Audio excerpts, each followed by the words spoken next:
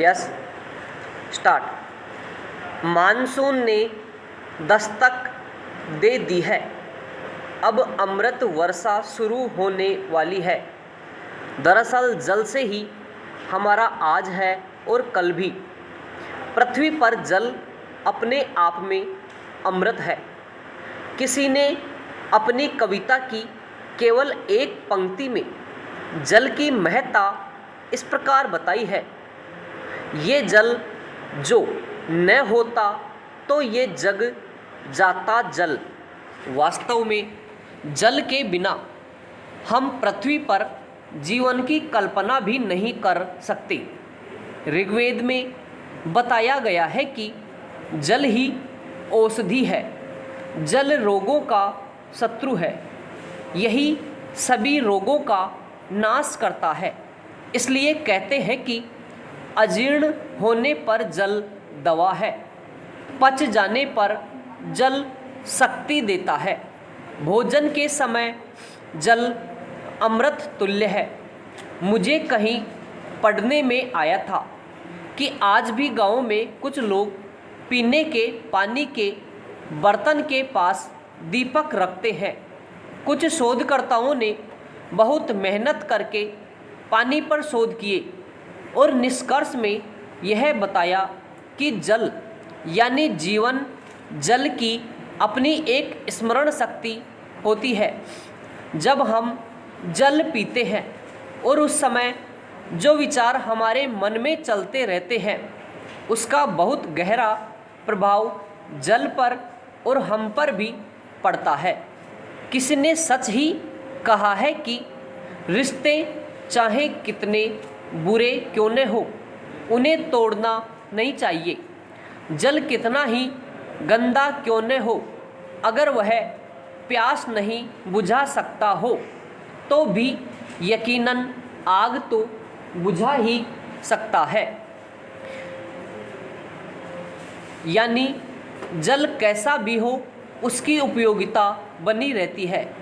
जल की एक बहुत बड़ी विशेषता यह है कि उसमें बाहर से आने वाली हर प्रकार की ऊर्जा के अनुसार खुद को परिवर्तित करने का गुण होता है। हमारे शरीर का 70% हिस्सा जल से बना हुआ है, यानी हमारे शरीर का संचालन जल ही करता है। शोधकर्ताओं का विचार है कि जब हम जल पीते हैं, उसकी तरफ देखते हैं, उस समय वातावरण में जो ध्वनियाँ उत्पन्न अर्थात गूंजती रहती है, उस सब का भी जल पर प्रभाव पड़ता रहता है, जिसे माइक्रोस्कोप से भी देखा जा सकता है।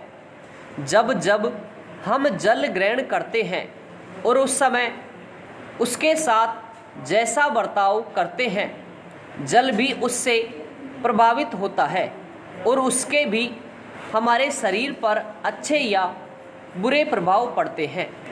बशर्ते जल ग्रहण करते समय हमारा बर्ताव उसके साथ सकारात्मक था या नकारात्मक। हम भारतीय लोग भी जल के बारे में ऐसी बहुत सी बातें जानते हैं जिनकी वैज्ञानिक व्याख्या होना अभी बाकी है, लेकिन उसकी उपयोगिता साबित हो चुकी है। मसलन हमारे बुजुर्ग कहते हैं कि पीने का पानी तांबे के बर्तन में रात भर रखकर सुबह वह जल पीना चाहिए।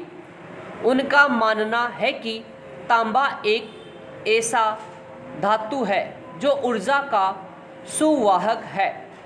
जल ग्रहण करने के विषय में एक बात बहुत महत्वपूर्ण यह है कि जब प्यास लगे तभी जल पीना चाहिए, बेवजह जल ग्रहण नहीं करना चाहिए। कुछ फल ऐसे होते हैं जिनमें जल का अंश अधिक होता है। ऐसे फल हमारे शरीर के विकास और शक्ति के लिए बहुत उपयोगी हैं। हमारे देश में एक जल नीति नाम की बहुत प्रसिद्ध चीज़ है। कुछ एक लोगों ने उस जल नीति से जल ग्रहण किया तो उनको उससे कुछ चमत्कारी लाभ देखने को मिले। जैसे कुछ लोग थे जो आमतौर पर हर माह बीमार हो जाते थे, उनका बीमार होना थम गया। कुछ लोग मानसिक और शारीरिक रूप से परेशान रहते थे, उनकी दोनों तरह की परेशानियां दूर हो गई। कुछ लोग पेट में वायु की तकलीफ झेल रहे थे, तो उनकी यह तकलीफ एकदम दूर हो गई। जल को एक नीति की तरह पीने के कारण कई लोग अपने आप को ऊर्जावान महसूस करने लगे। समूचे विश्व के सामने जल संकट एक भीषण समस्या बना हुआ है। हमारे देश की नदियों में बहता जल हमारा जीव प्राण है। कई ऐसे मत आ चुके हैं कि अगर भविष्य में विश्व युद्ध हुआ तो वह पानी के लिए होगा। इस बात से भी इसकी आवश्यकता और महत्ता समझी जा सकती है। जल अमृत है, उसके एक एक बूंद की कीमत समझकर उसे सहेजने की आवश्यकता है। साथ ही उसके उपयोग के समय भी पानी का अपव्यय न हो, इस बात का विशेष ख्याल रखने की बहुत गरज है। एक दुखद सत्य यह है कि अभी भी हमारे देश में जल का भारी दुरुपयोग होता है।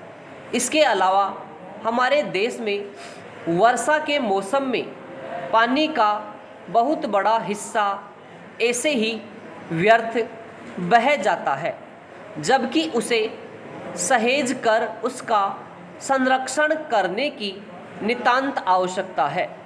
हमारे देश के महानगरों और बहुत से गांवों कस्बों में हर साल गर्मी के मौसम में गंभीर जल जमाव की समस्या देखने को मिलती है। गांव में रहने वाले लोग दूर से पानी भरकर अपने सिर पर घड़े रखकर लाते देखे जा सकते हैं। सोचता हूँ कि काश ऐसी बारिश आए जिसमें हम डूब जाएं, मतभेद की दीवारें ढह जाएं, नफरत बाढ़ में बह जाए। हम सब में से मैं से हम बन जाएं और जल के एक एक बूंद की कीमत सारा जग जान जाए। साफ है कि भोजन की बर्बादी को कम करने की ज़रूरत है, ताकि सभी लोगों को 2 वक्त का भोजन मिल सके। खाने की बर्बादी का सीधा असर पर्यावरण और अर्थव्यवस्था पर पड़ता है। इसे रोकते हैं तो ग्रीन हाउस गैसों का उत्सर्जन घटेगा, इससे प्रदूषण भी घटेगा।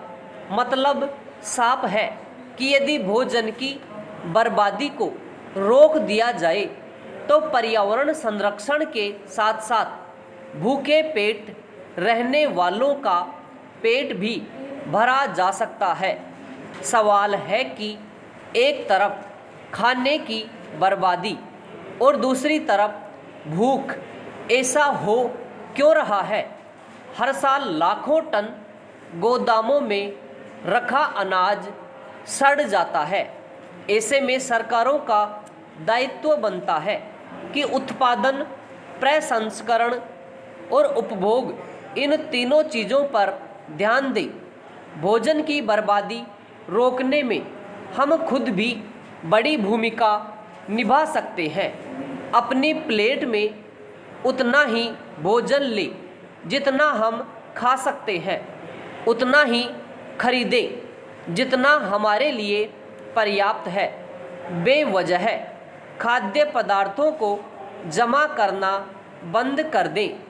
भोजन के महत्व को समझें, यह इंसान के लिए सबसे ज़रूरी चीज़ों में से एक है। समाप्त।